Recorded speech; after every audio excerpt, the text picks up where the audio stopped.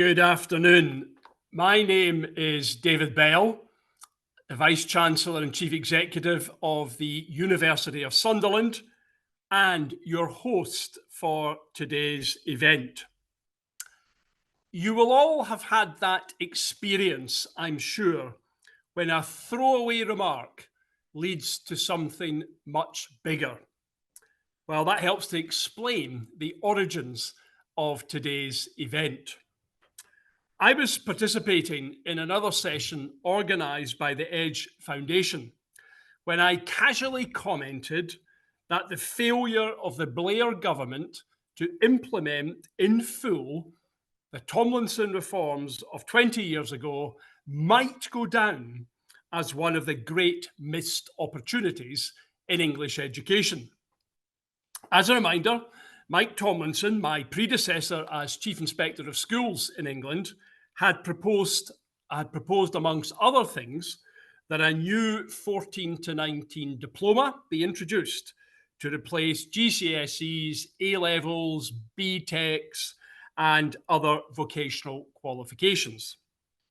For many people, me included, it felt like a watershed moment and an opportunity finally to deal with the great academic vocational divide that had bedevilled education since the passing of the 1944 Education Act.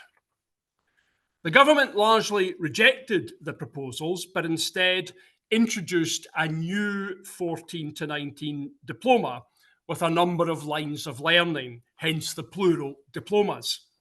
But after much fanfare, they withered on the vine and were finally closed down a decade ago. Now, when colleagues decided to hold this event at Edge, little did they know that the Prime Minister would announce at the Conservative Party conference the Advanced British Standard.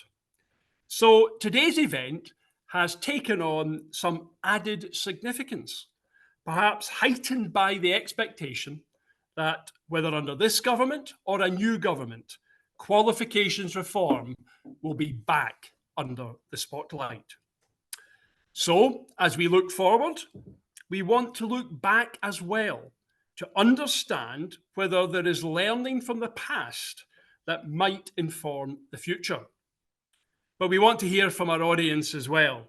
So with the chat enabled, do feel free to contribute, say hello, add a comment, or add even a question that we can come to later. We will be recording this webinar so that others can enjoy it too. Now, to help our debate today, we have an expert panel to help us, and I will introduce its members in due course. But I want to begin by drawing on the Edge Foundation's work over recent years to help us learn from the past. So, to start today's discussion, I want to invite Edge's Director of Research, Dr. Andrea Laczik, to share some reflections on the diplomas. Andrea, over to you. Thank you very much, David, for the introduction. And I thought that it would be valuable to offer a brief introduction to the 14 to 19 diplomas at the start of this seminar to set the scene and at the same time to offer some commentary and also reflection. So, and then I will leave it to the panel to discuss later whether the 14 to 19 diplomas were the biggest missed opportunity in the past 30 years or not. But certainly, looking back to the diplomas, I think there is plenty to learn from given the latest developments in the education policy world. So the introduction of the diplomas were announced in the 2005 white paper, and the diplomas were one of the reforms within the 14 to 19 education landscape. So diplomas had twin aims: to meet the needs of business and also be respected and accepted by universities and other higher education providers.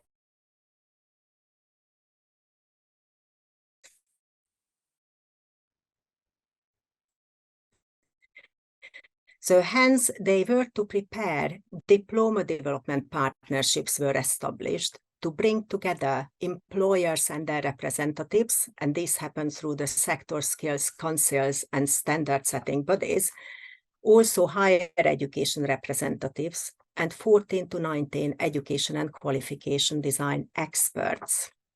So one of the achievements of the diploma development process was that it gave a variety of stakeholders, in particular employers and higher education, the opportunity to influence collectively the content of a new qualification early on. So I'll come back to the contribution of the employers in a minute. I'm trying to share my screen and I hope this will be okay. Give me a second.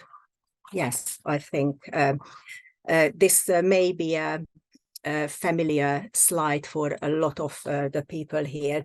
So diplomas were designed for the 14 to 19 age group, and they were to recognize achievements at level 1, level 2, and level 3.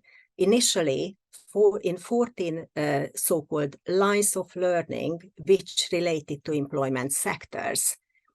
So in this diagram, you will see the phases, the diploma lines of learning, and when they were first being introduced in schools, first teaching. In October 2007, the Department for Children, Schools and Families announced the additional diplomas in science, languages, and humanities to further increase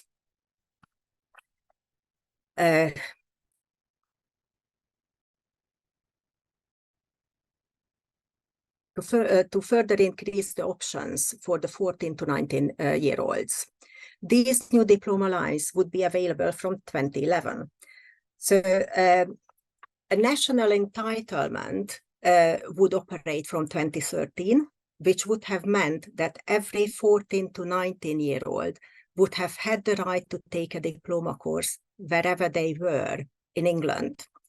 So the phased development, looking at the 4 phases, the phased development and introduction of the diplomas allowed process improvement over time and also lessons learned from earlier phases, which resulted in changes of later phases. So this was certainly something positive looking at the diplomas. So I'm trying to go to the next slide. Yes. So the diploma qualifications were complex and composite qualifications, and they consisted of 3 main components, as you can see on this diagram. So generic learning, principal learning, and additional and specialist learning. The generic learning included, for example, functional skills in English, mathematics, and ICT, a project, work experience, and development of personal learning and thinking skills. The principal learning was sector and subject-related learning. It was mandatory, and it focused on developing the knowledge and skills that were relevant to the sector.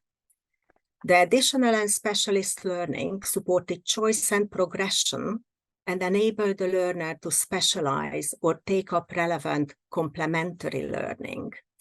So this included a selection of different options that could be chosen from, for example, the national curriculum entitlement subjects.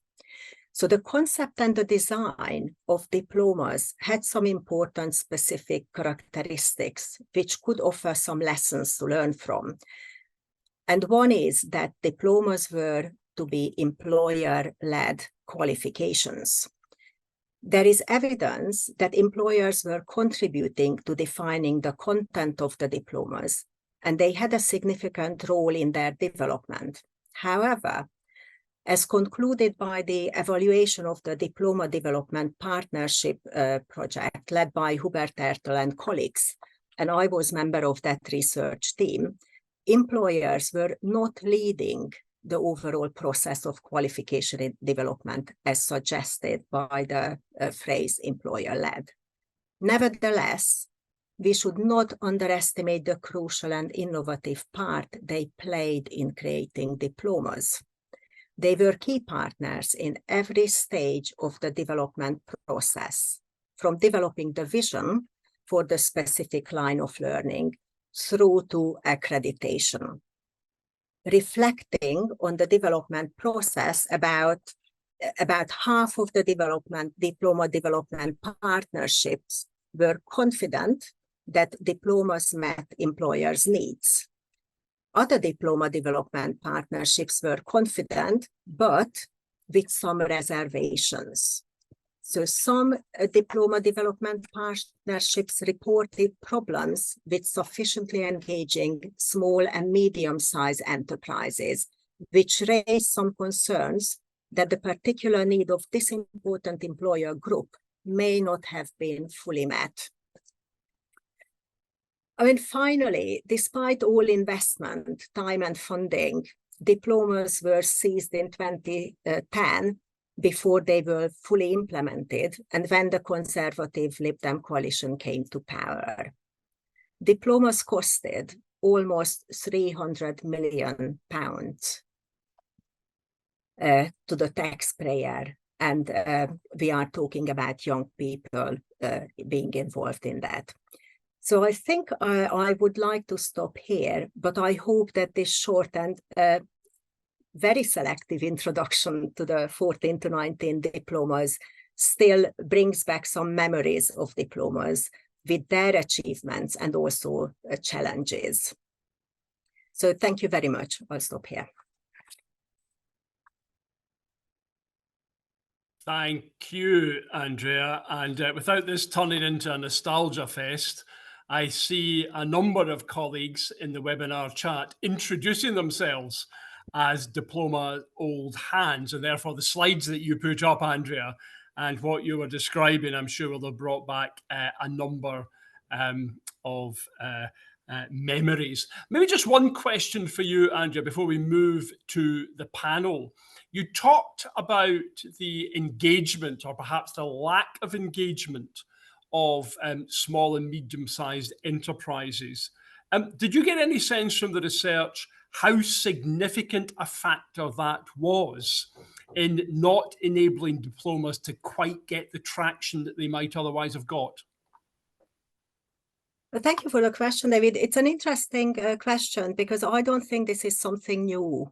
I mean, we know from evidence that it is always more difficult to engage with small and medium-sized enterprises because of the resources they have at hand.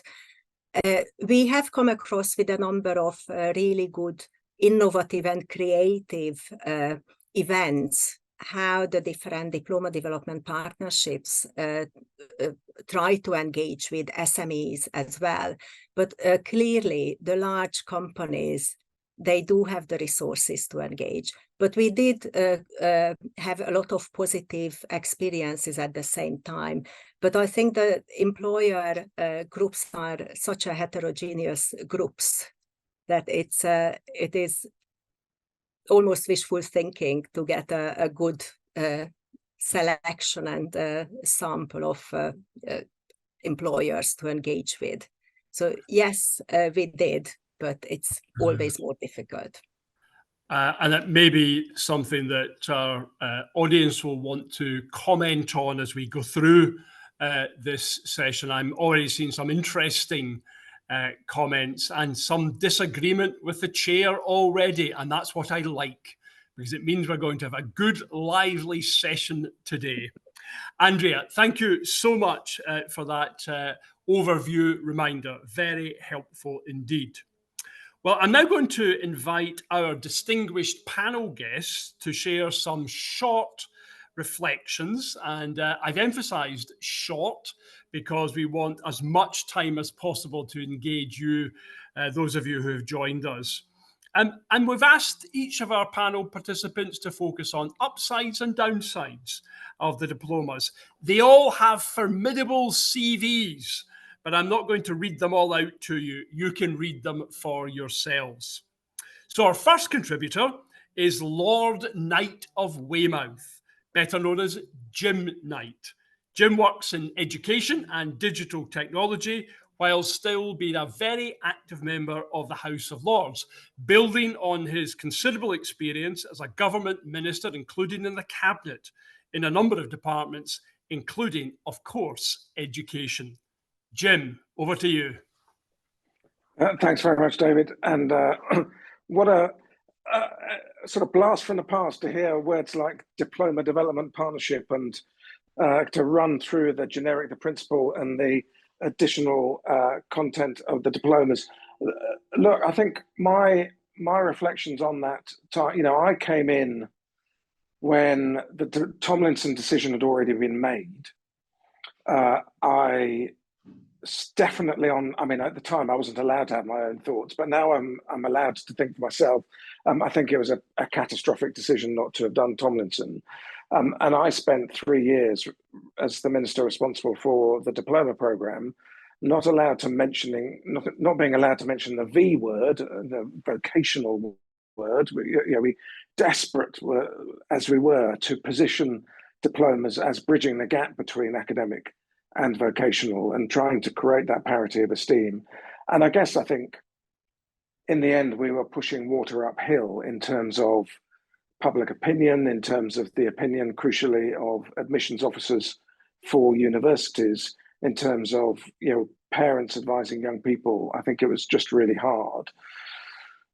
I do, looking back through and looking at Andrea's presentation, I think there was some really good stuff there, and it feels tragic that it was sort of abandoned and forgotten. Because when then the current government decided to do T-levels, and let's not forget they had to issue a ministerial direction around T-levels, so they did it in the teeth of the opposition of the civil service.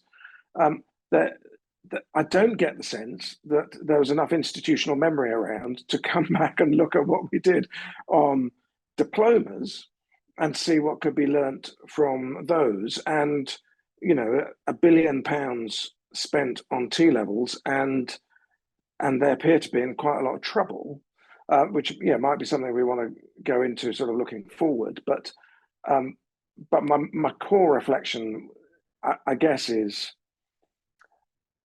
much as I think it was the right thing to do, I think without moving A-levels on, and the core decision not to proceed with Tomlinson was because I think Tony Blair, as Prime Minister, acceded to pressure from the CBI and Digby Jones, who was running the CBI at the time, not to abandon the gold standard, which was A-levels.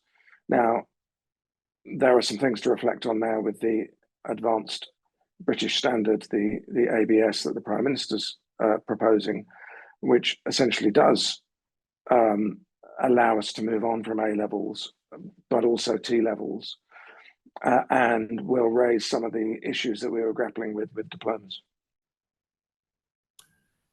Jim, thanks very much. Maybe just before I move to our next panelist, can I just ask you another question, because it's partly prompted by some of the comment we've seen already in the webinar chat around whether or not they withered on the vine, whether or not they were just getting started and it was the coalition government that killed them off. I mean, what was your sense in that transition period from the Labour government, obviously, to the coalition government? Do you think that they were withering on the vine, or do you think, perhaps to use the words that somebody has used in the chat, they were just getting going? Some were more successful than others. My perception was that engineering was actually going really well. And this week I published something for Engineering UK on apprenticeship take-up, particularly for younger people. I wonder if that had been allowed to continue, whether that would have worked. Some of the others perhaps weren't working so well. We always ended up picking on hair and beauty as one that the media thought was a bit flaky and a bit wishy-washy, if that doesn't raise too many puns with hair and beauty. But I guess, as David has just posted in the chat, I think the Secretary of State, Michael Gove, and Nick Gibb were pretty hostile. And when they saw that the take up in some of the 14 was not going well, that was all the excuse that they needed to say that was yet another waste of money from the Labour government, alongside building schools for the future, alongside some of the other things that they knocked on the head. We've got to prioritise our money where it really works. And so we're prioritising it on the tried and tested GCSEs and A-levels. Good. Thanks very much, Jim. A lot there to come back to discuss later.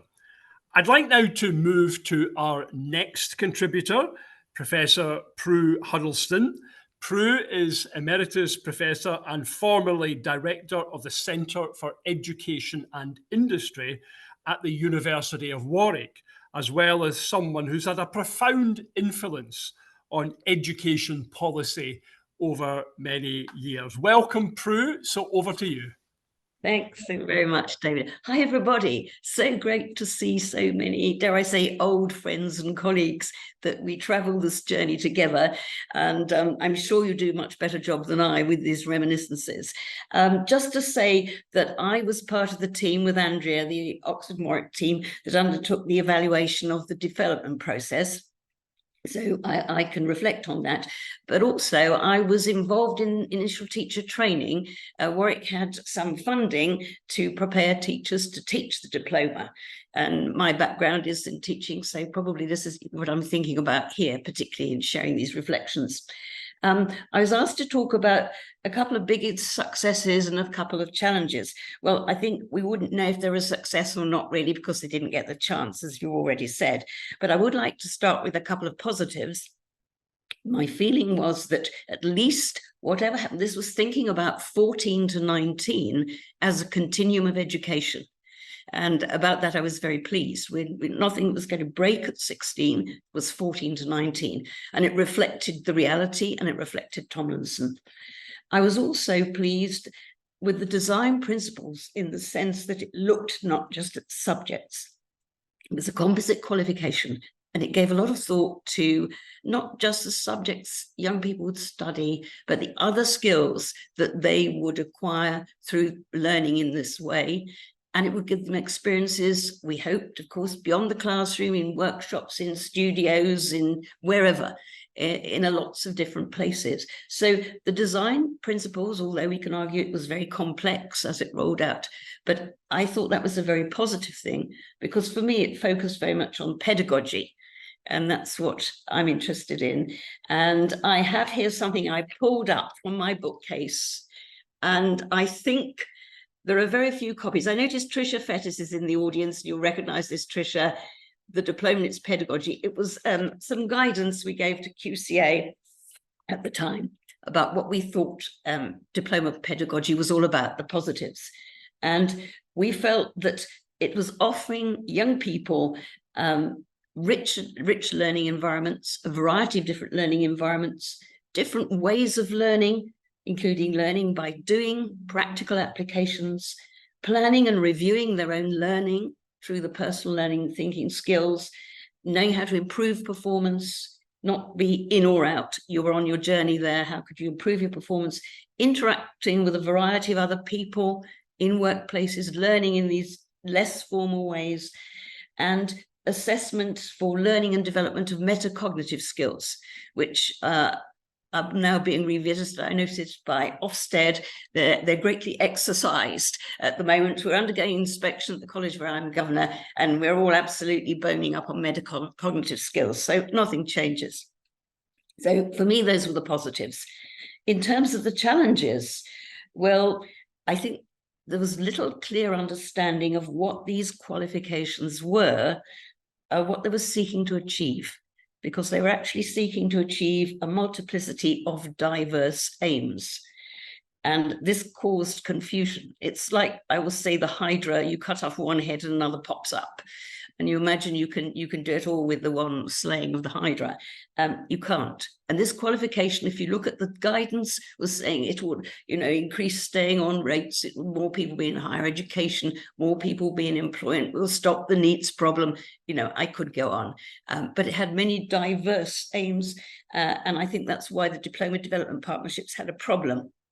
because they didn't quite know what it was they were trying to do or trying to achieve.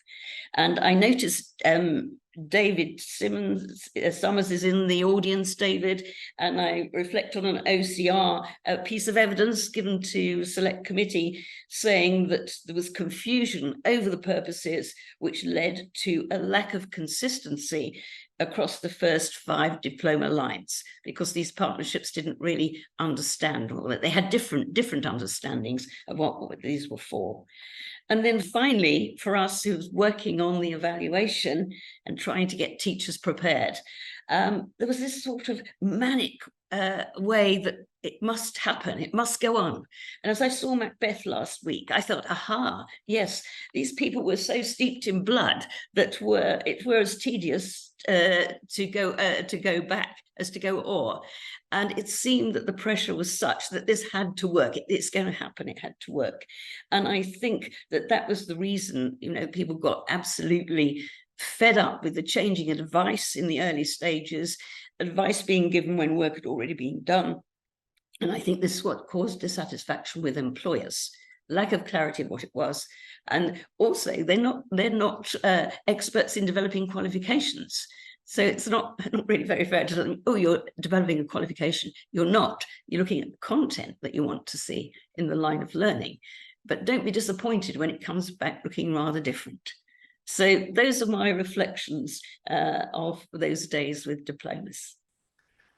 Thank you very much, Prue. I wonder if I could just ask you a question, because you rightly emphasised the attempt, and more than just an attempt, the reality of trying to do pedagogy differently. And I remember as I was permanent secretary, the most senior civil servant in the department at that time, that was a serious conversation in the department. Could this actually push on the learning and the teaching?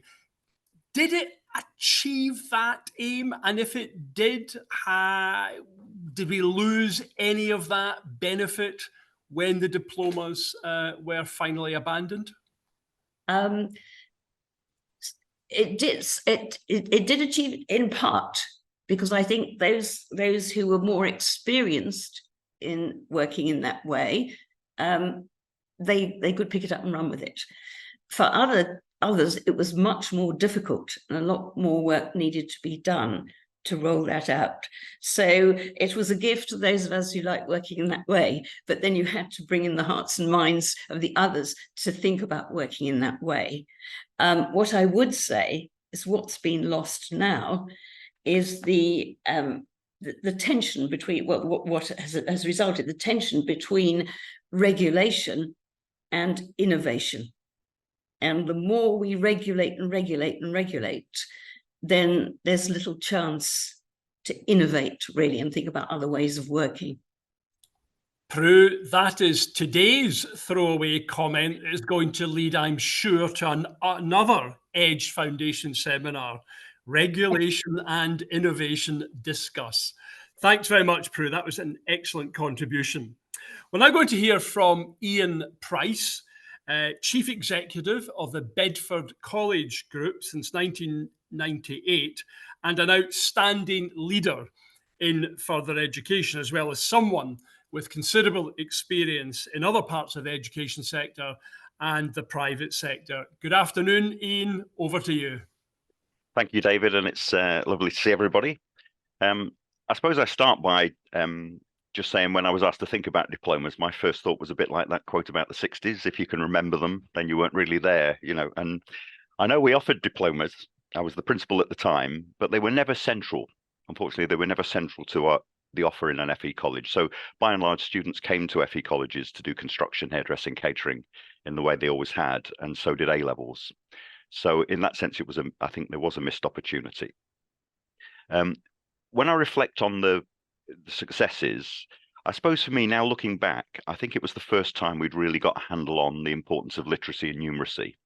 And I think possibly the GCSE resit programs that now happen in colleges, 150,000 people now studying maths and English to 18, which I think is a big success story of the last few years, probably came out of that feeling that we hadn't got literacy and numeracy right.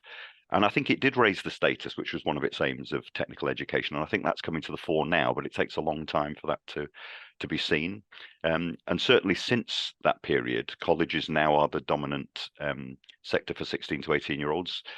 There's far more 16 to 18-year-olds in the 250 colleges than there are in all the school sixth forms, for example. And that's a change over that period.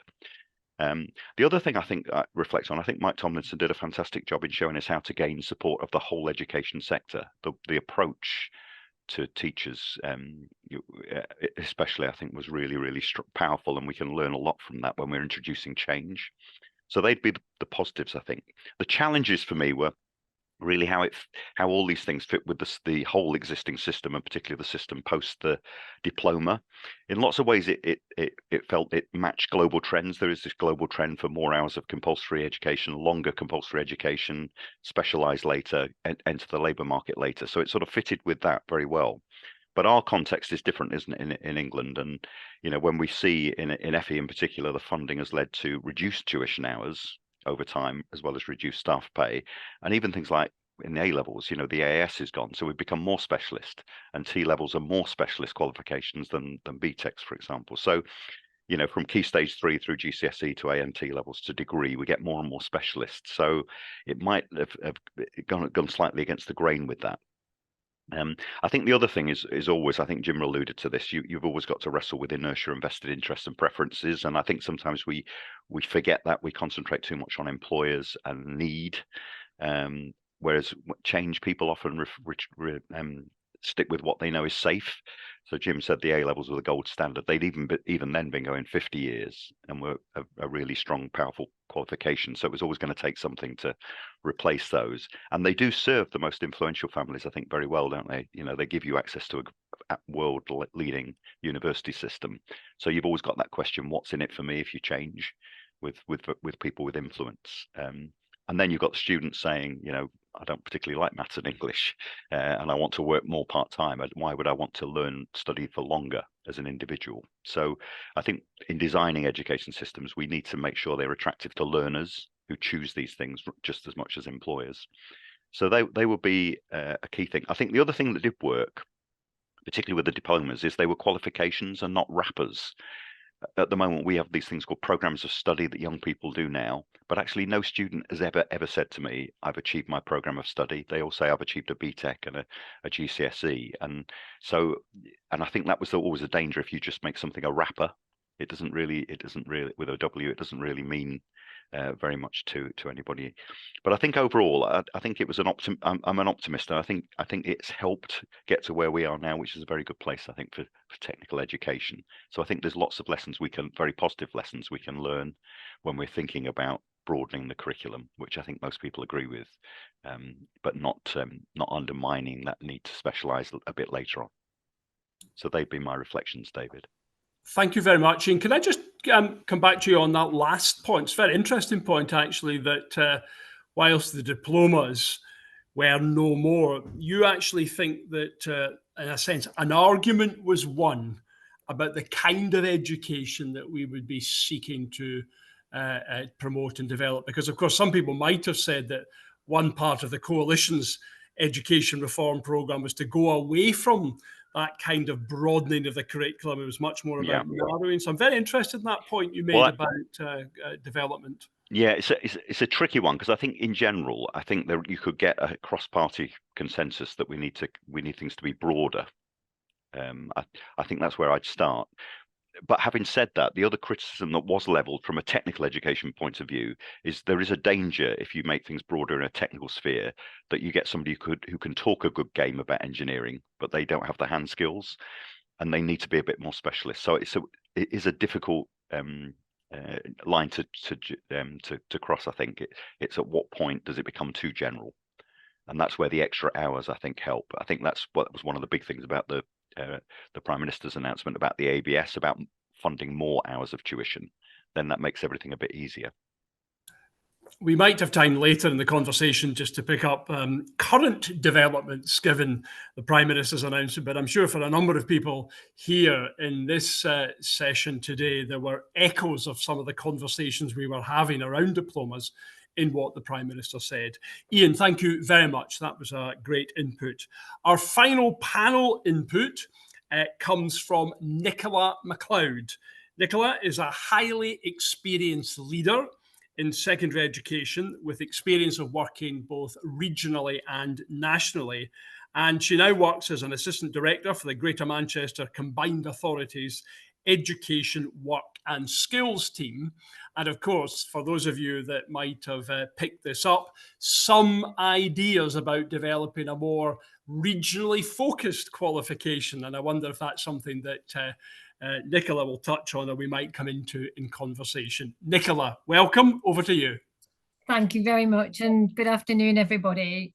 Yeah, so for context, I was at the beginning of the diplomas in 2005. I was a new assistant head, and in that 5 years, worked across 3 localities, all very different. And I think the variance between uptake and development is perhaps one of the challenges. But if I take it back over 20 years and think, right, how do we all store our memories? It's like a photograph album.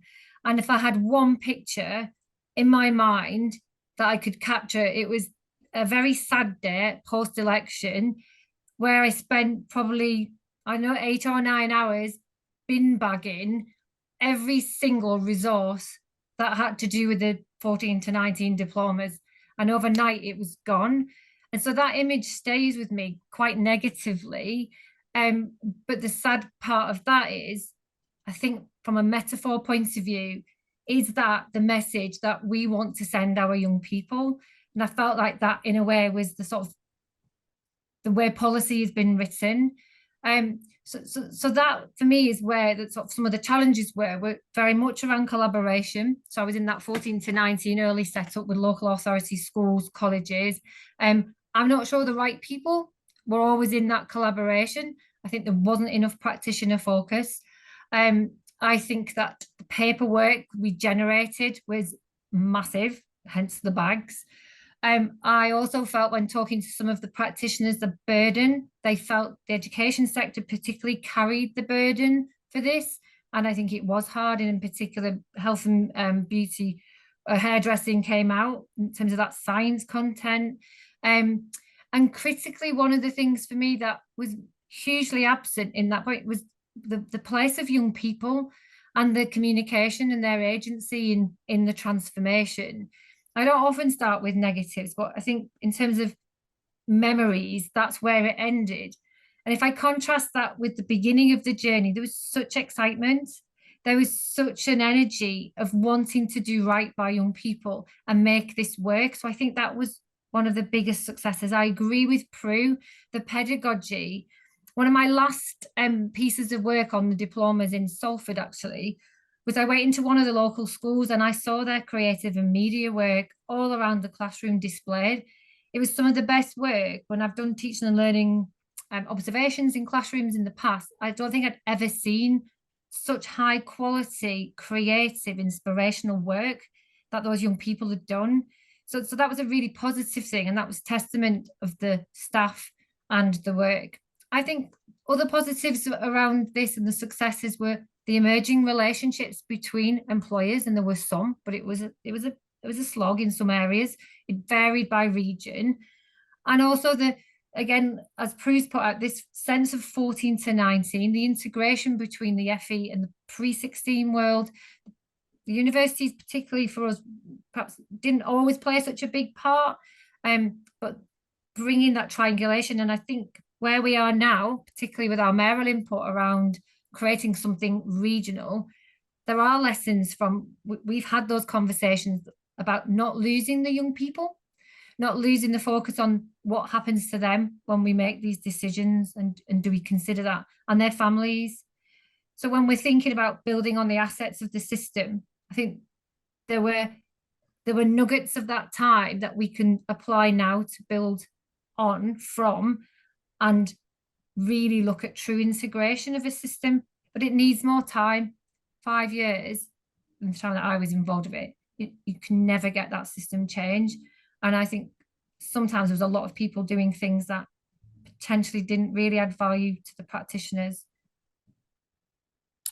Nicola, thanks very much. Can I just come back on something on this one? Did you feel as somebody right in the heart of Diploma's development that you always had, as it were, a hand tied behind your back because, of course, the existing qualifications were still running in parallel? I don't think so. I mean, I was probably early on in my career, so the policy side of things and the other factors didn't really come into play. I think this some of the strengths is irrespective of the policy and what's going on, you want to make it work because you want young people to be successful. And so in some ways it didn't matter. You just had to get on and do. And I think that's what particularly teaching staff do. They get on, they make the best of the situation, and they have the learners at the heart. So yeah, I don't think we felt tied. I mean, those were part of the conversations. There were the barriers, but probably making it work didn't attend to some of the other system barriers that were in place, parental perceptions, employer perceptions, and that takes years of system change. I think your point about teachers getting on and doing it will resonate very widely around the audience here. So thanks very much, Nicola. There's lots of interesting ideas. There's lots of interesting comments in the webinar chat, and I'm going to try to get to some of that in a moment. And please feel free to ask any more specific questions, either to the panel as a whole or to specific members. But I want to do a little bit, for a moment, alternative history. What might have been? So here's the first bit of alternative history, and I'm maybe just going to Jim first on this one. I said in my introductory comments that the Tomlinson report was comprehensive in scope, and pretty well the government rejected it, except for the 14 to 19 Diplomas initiative. Do you think in retrospect it would have just been better to have said, no, the government's rejected it, it's rejected it, let's just move on, rather than have introduced the Diplomas? And Jim, you've already said it, you're free to speak clearly and without any constraint or restraint. No, I mean, David Miliband was the schools minister who commissioned Tomlinson and did a lot of the work with Mike on it. And I know he was really disappointed at the number 10 decision. And yeah, I guess the wisdom of hindsight for me would say, despite some of the positives that we've rehearsed for, Prue and Ian, Nicola have all talked about some of the positive legacy, but a great spin on it in a way. But I guess in the end, I would have to say probably it would have been better not to have proceeded if we weren't going to do the job properly, in my view, and that things like practically how we needed institutions to cooperate with each other, that would have been much easier if everyone was moving whole scale to a new system. And then the whole, we'd have had, the workforce challenges would have been profound. They were profound. They would have been even more profound. The implementation would have required a lot of thought, but it wouldn't have been a bolt-on. It would have been a whole system change, and getting those institutions aligned in the right way, getting everyone focused on the whole school system change, I think would have made it. It would have had to have worked. It would have succeeded because it would have had to have done. Whereas there was the option of failure because it was a bolt-on. And then the most sort of profound issue, which I've been reflecting on a lot recently, is the statement of the obvious, that we have a school system that is culturally and by design a machine that exists to assist universities in their admissions above and beyond anything else. The fact that only 37% of young people go to university at 18, and that the rest are kind of collateral damage along the way, is a problem. It's a profound problem. if we'd have introduced a totally new system, we would have had the opportunity to an extent to separate off what the school system does from university admissions, which drives so much of the behavior in the system. And I just get excited about the idea that we could allow schools to develop the whole child, to develop the human, not just the exam passing child. And that would be so much easier if we had a bit more separation between university admissions and what schools do.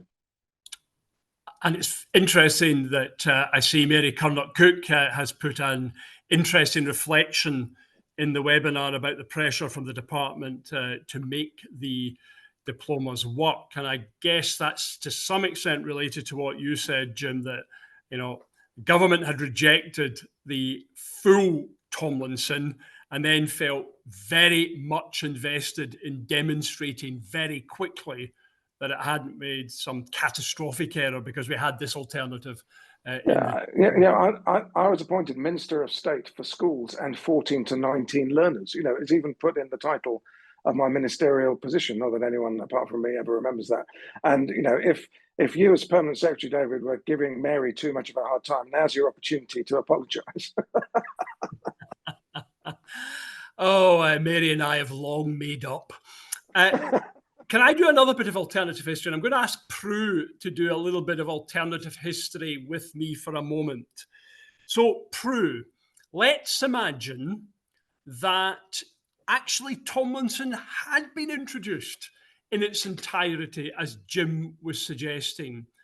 What do you think, Prue, the education system might look like now, 15 or so years after a full implementation of what Tomlinson had proposed?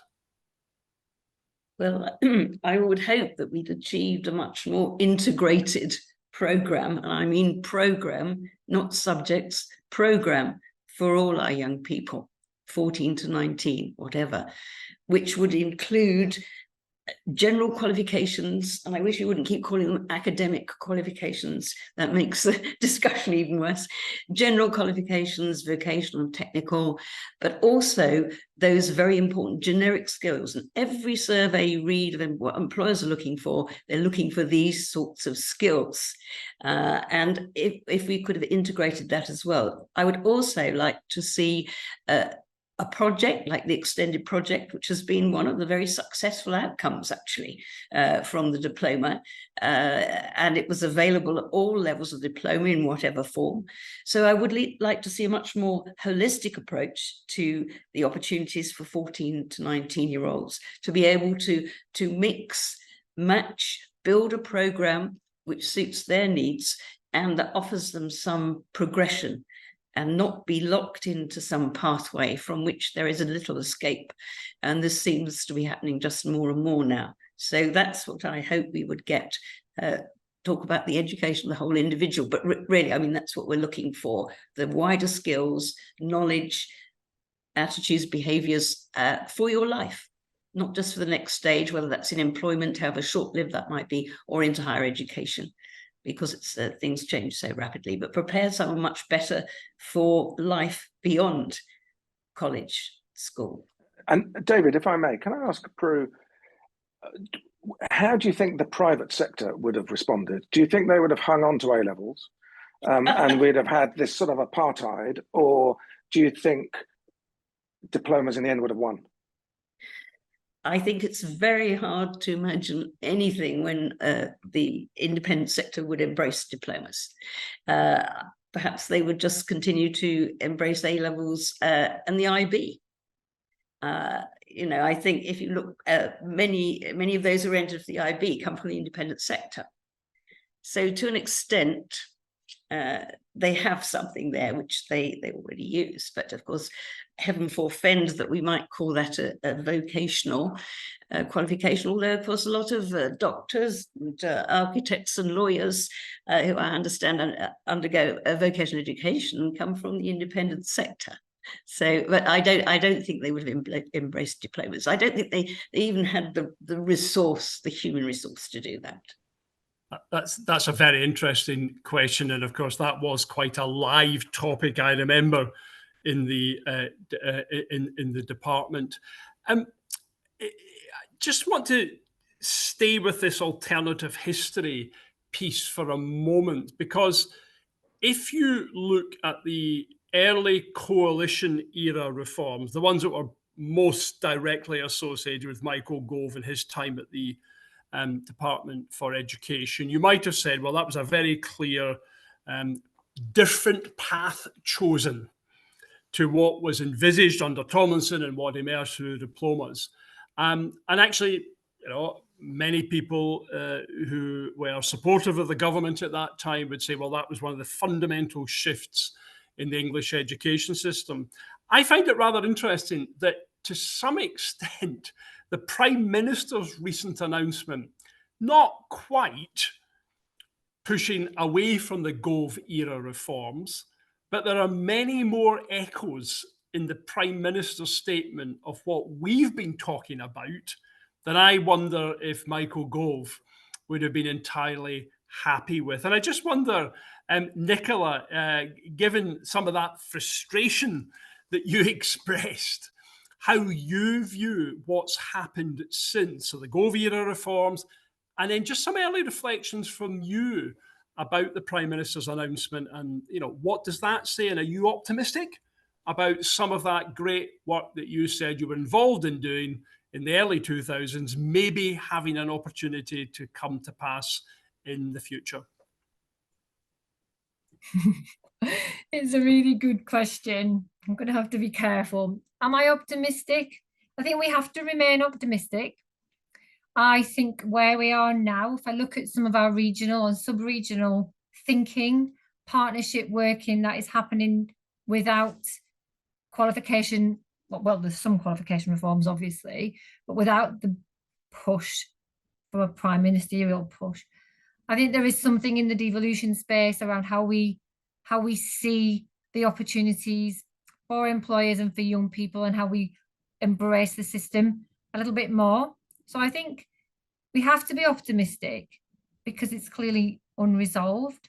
Am I optimistic about the national announcements? Not really, because I do fear that it's not cross-party. I do fear that it'll be part introduced or not, and it's not sending the right messages to young people and their educators that this is something you can keep tinkering with, and it must be very confusing for young people. So I think stability, something about how regional mayoral combined authorities potentially can do something, gives me hope.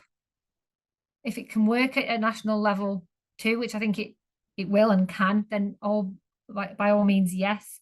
And I think that's the beauty of working in tandem or in partnership with government at national and local level. And we're just at the beginning of that. So yes, I'm optimistic, but perhaps not in the way that we'd expect.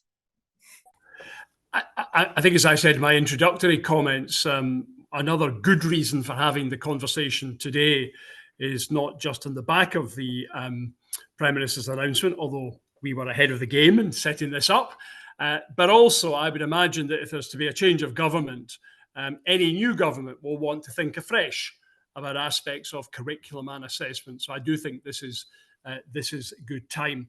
Now, for those of you who've been around for quite a while, there was a phrase called the third way, which was very much in vogue in the late 1990s and early 2000s. And the idea, in politics at least, was that you could find a way between more extreme positions.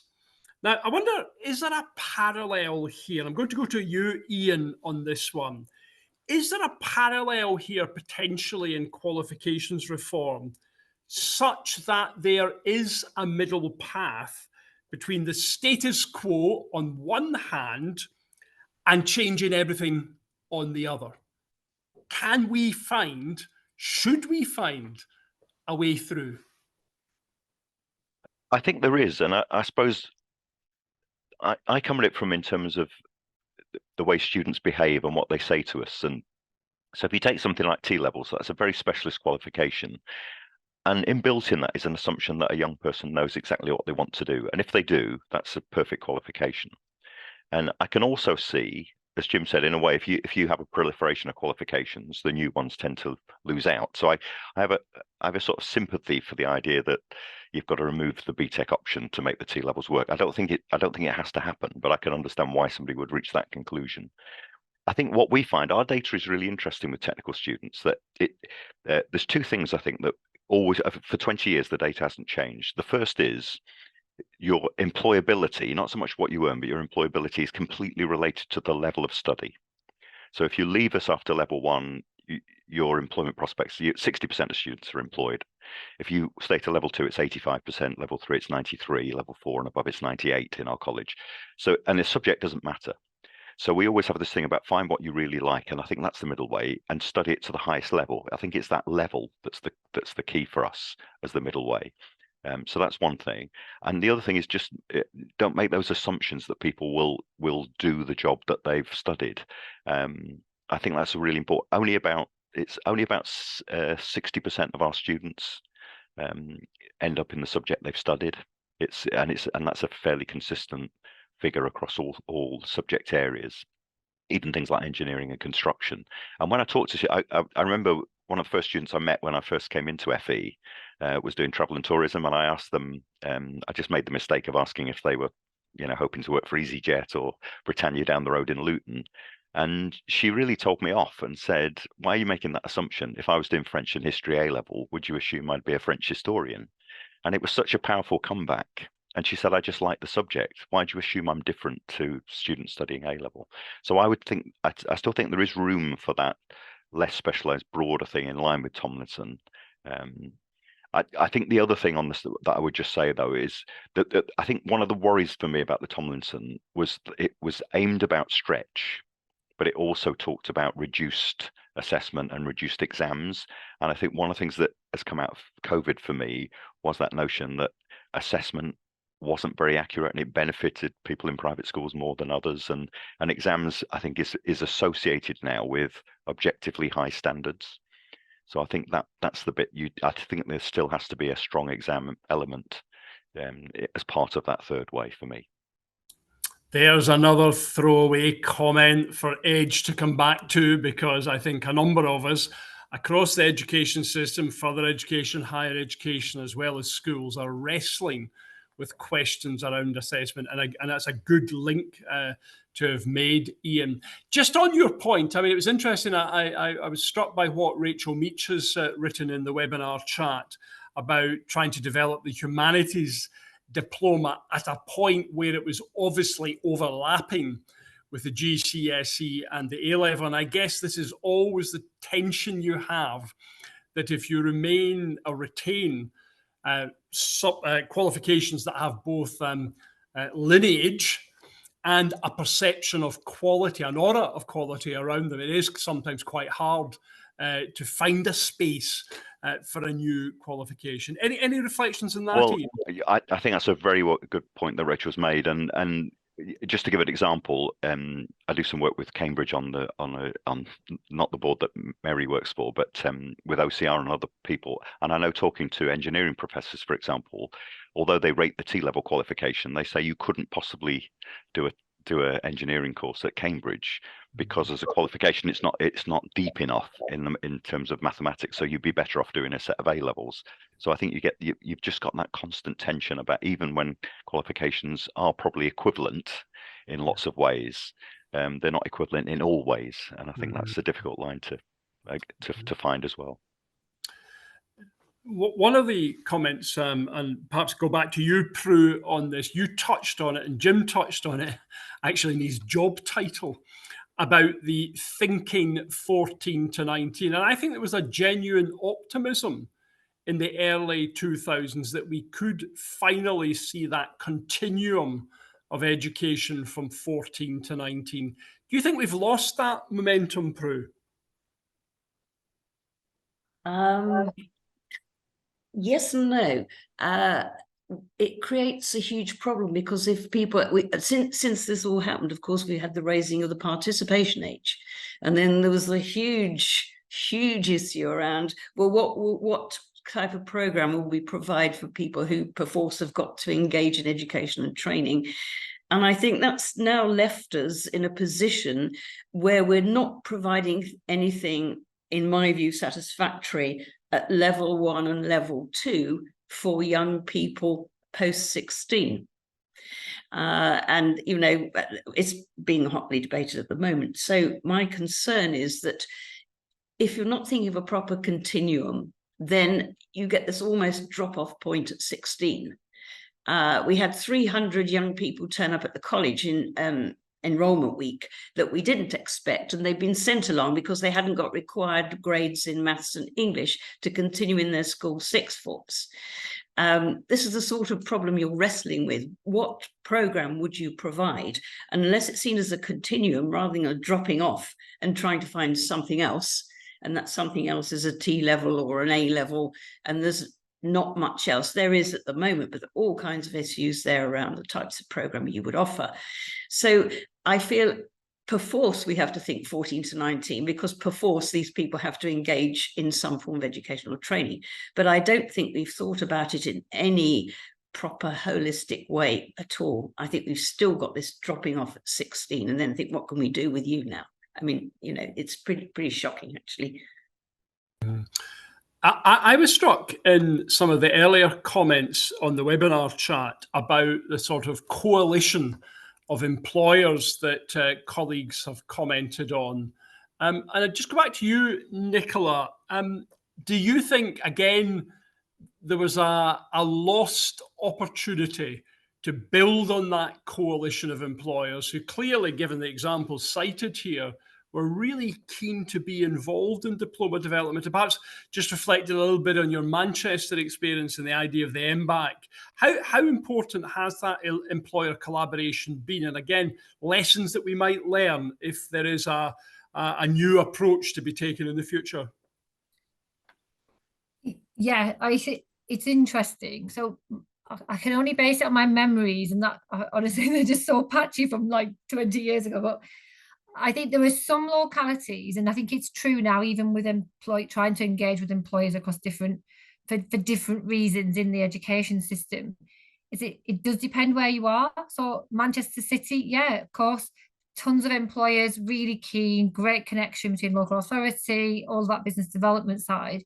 If you go to one of the outlying boroughs, much more difficult to find some of those businesses. And I think it's the same in rural, coastal regions. So we sort of understand that. But I think probably there was a skill in doing it as well, that there was a different, this was done from a qualification basis back in 2005, 2006, whenever. And it was almost like after the event, scrambling around. And I feel there's a little bit of that with T levels.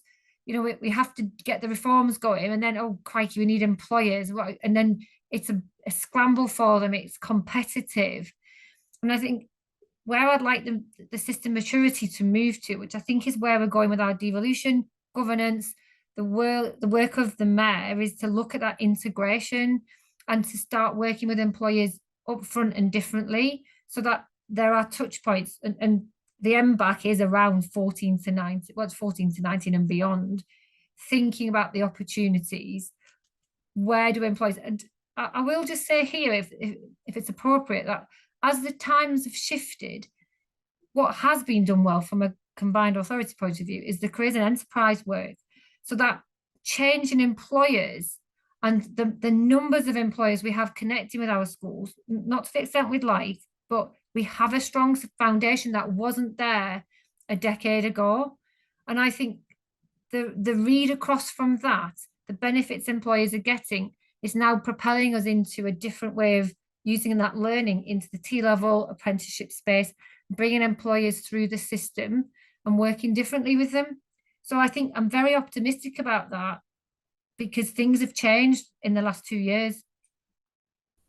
And I think what you said, Nicola, illustrates quite a lot of innovative and interesting thinking going on about what we do. And if I can just draw participants and colleagues on the webinar's attention to some reports, some that EDGE have been doing and some that the Centre for Education and Youth at Joe Halgarton has posted. There's a lot of interesting and I think rather creative thinking there. Maybe I can go back to you, Jim, if I might, because obviously politicians want to change the country for the better in the main. And there's always a tension, or is there a tension, do you find, between, on the one hand, having a political aspiration to do things really differently, but on the other hand, thinking, oh my goodness, the education system has undertaken and undergone so much reform, and I might even put that that word in inverted commas, in recent times, that I'm not sure this is the time for another sweeping change. So, I mean, what's your kind of political, I don't mean party political perspective, but what's your perspective on getting that right, Jim? Look, it's an extremely current conundrum. You know, I was at Labour Party conference in Liverpool last week. Had a lot of discussion about educational change, about what we do 14 to 19, that Rishi had got it wrong in wanting to just do 16 to 19, and that we need to rebalance away from the knowledge-rich curriculum into something that was more broad for all children from 14.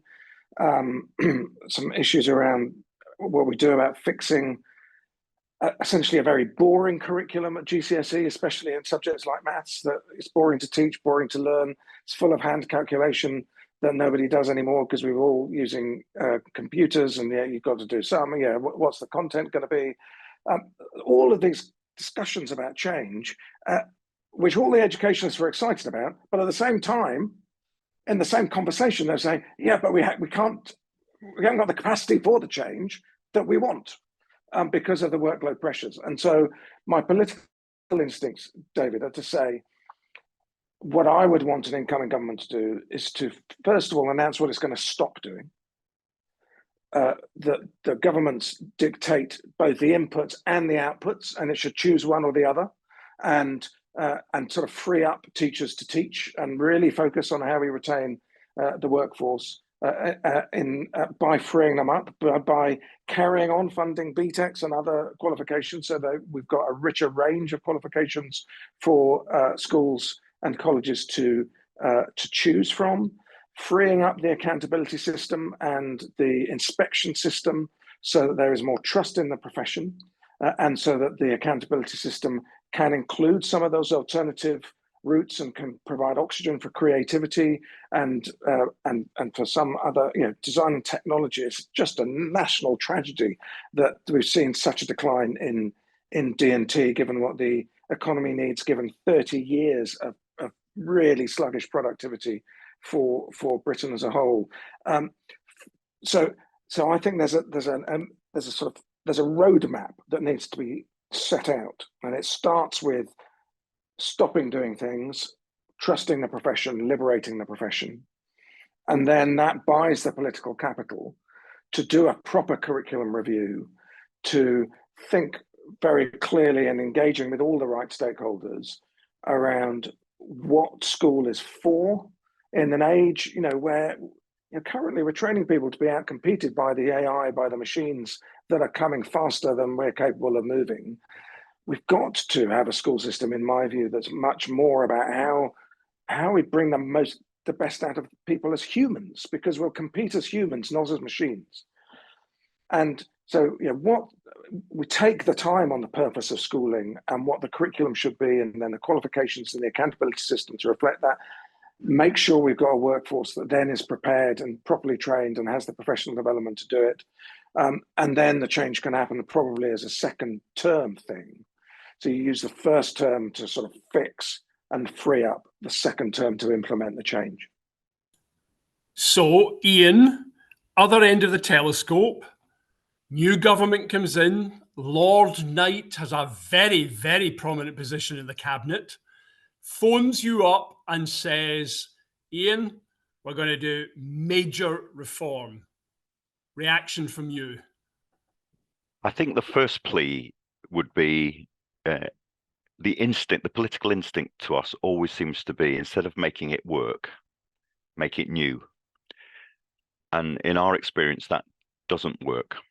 So major reform is fine, but do it within the existing frameworks wherever you can. So you could make major changes to GCSEs, you can make major changes to T levels, you can do that. But if you do things that are new, you will actually get that resistance that Jim said, that sort of natural resistance. We don't want to lose what we've already got. So I think that's important. And often radical things come with tend to be taken away from educators, I think, in terms of the input. So I think we've seen that in technical education, haven't we? It's all about the employer's got to be at the center of everything. And there's an important thing that employers need to be a major part of any design. But the reality is the average employer is smaller than my family nowadays. So by definition, any engagement you do with employers is with atypical employers. And I think that's really important to understand, that which is why you get this mismatch where we ended up with thousands and thousands of MVQs that nobody did, and yet employers said they were necessary. So I don't think it's against radicalism, but I think radicalism doesn't need to mean you start with new institutions, and work with the grain, I think would be my advice. And I think we'd welcome it. I think the change, we do need some fundamental changes and a coherent strategy to start with. I'm much keener that Jim would focus on the outputs than the inputs. I think we're good at inputs if we know what the outputs are. They always say that the most powerful word in marketing is new. And I guess that's often a sort of political driver as well. What's new? What can we change? And I somewhat wearily used to think that the word reform was never enough for some of our political masters. That had to be radical reform to be really interesting. Prue, I'd like to come back to you. Even though we might have a discussion about where diplomas withering on the vine or not, they clearly did not reach full maturity. And I just wonder, given the evaluation work that you carried out, are there any lessons from that period, both in the process of policy making and in its substance? And I think this does build on this last part of the conversation, where we might be thinking about things that could be different in the future. So how do we do policy in process and substance better, in your view, Prue? Yes, I'd like to take this up from the employer perspective, if I may, because they've been mentioned quite a lot, and Andrea and I have worked on this particular aspect. And I think from our research, we should be very clear about what we're asking employers to do. It's not an open-ended thing. What is it? No, you're not going to design a qualification. We're depending here on a coalition of the willing. And, people will get fed up, as they did when we evaluated diploma development partnerships. Some people just got fed up, others were very keen. It was very dependent on the size of the organisation and their disappointment when they were led to believe at the outset that they were going to design these qualifications. They were not. So it's important. We want employers to input, obviously. They're very important in terms of hosting placements, passing on that knowledge, working collaboratively with our colleges. But don't give them stuff which is beyond their competence, expertise, and capability. They have a lot to offer. So I would say be very clear, be time limited. What it was that you want, brief them appropriately, tasks that they can deliver and understand, and give them some feedback. We get so many complaints with employers who had students on a placement and say, well, what happened to them? We never heard again. So they need to be involved in the whole process and be very clear about what it is they're being asked to do. Is it within their capacity and capability? And set out clearly at the onset, no, you're not actually going to be the ones designing the qualifications. Your input is very important. So don't be disappointed when you see all this, specifications and assessment and this and that and the other. They have a huge part to play, but just be realistic about what it is they can do. I've counted 40 activities in which employers are asked to engage in the school, college system and higher education. So please, when you're asking them, they're busy people. Customers through the till is their priority. They engage with education, but it takes a lot of work and a lot of support to get a really good result. Prue, I think that's such good advice. And for any current policymakers who've joined us today, I think there's a lot there to think about in the design of any programme. And it's also one, to be fair, it's not just about policymakers. I think it's a good message to those of us who are running institutions that we, for the best of motives, want to engage with employers. But as you've rightly said, Prue, there's probably going to be always a limit to the bandwidth of employers to engage. Now, we're coming relatively close to the end of our time together, and I'm going to let each of you in the audience draw your own conclusions on our question of whether 14 to 19 diplomas were the great missed opportunity of the past 30 years. And as you're thinking about that, I'm going to go back to each of our panelists in turn, just to ask for a final reflection. Partly could be derived from the conversation we've had today, could be a more general reflection. And what's the key lesson, I suppose, I'm asking? What's the key lesson that we should take away from the diplomas era? And I'm going to go to you first, Nicola, if I might. I think from a policy point of view, a new expression I've never come across before is, if we are going to do something, can we be really courageous and brave about it and not be weak-stomached about it? We're all in, but let's not build the plane while flying it. And if we do have to do it that way, can we please bring young people into the story? So that's my reflection. And a very good one as well. Thank you. Ian, a reflection from you?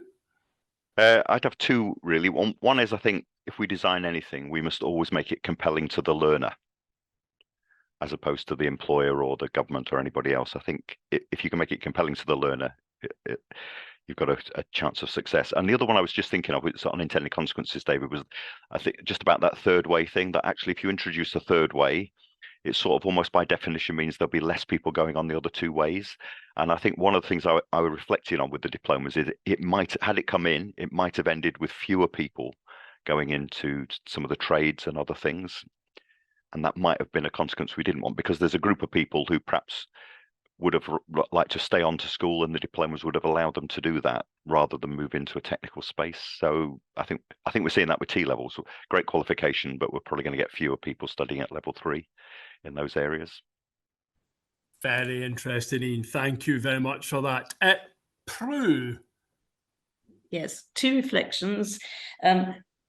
Don't remove other successful qualifications before the new qualifications are properly understood and bedded down.